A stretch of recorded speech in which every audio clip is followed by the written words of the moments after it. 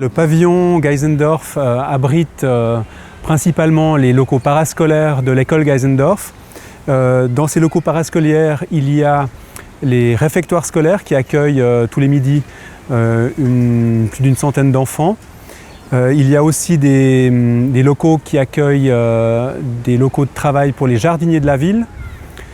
Et puis au sous-sol, nous avons aussi 3 salles de musique pour la pratique de la musique amateur. Donc le pavillon Geisendorf essaye de trouver une relation avec les bâtiments existants par sa volumétrie déjà, par des alignements de façades, par des distances entre les bâtiments, des rapports sensibles entre les bâtiments. Les matériaux de Geisendorf sont des matériaux qu'on peut lire, donc bruts, de la terre, du bois, du métal, de l'acier.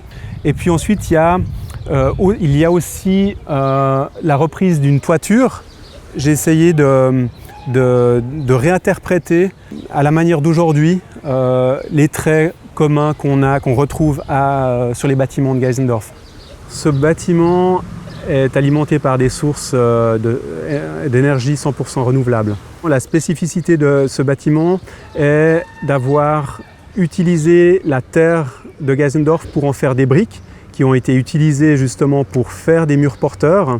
Et ça a été vraiment le point focal sur lequel on s'est vraiment concentré aussi avec toute l'équipe de mandataires pour arriver à mener à terme ce projet.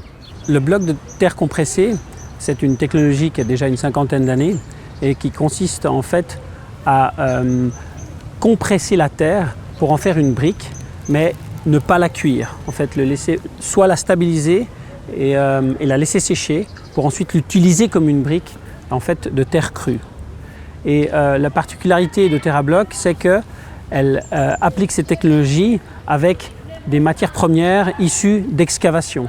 En fait. Donc on recycle des déblais d'excavation terreux pour en faire des blocs de terre compressés et pour en faire des murs en fait, dans les bâtiments.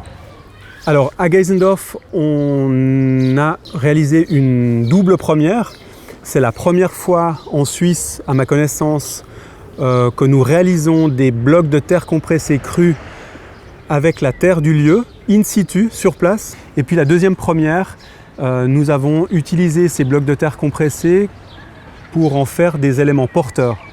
Voilà, comme des éléments porteurs. Et ça, c'est aussi une deuxième première. Je suis satisfait du résultat de toutes ces années de travail avec les entreprises, avec les autres mandataires.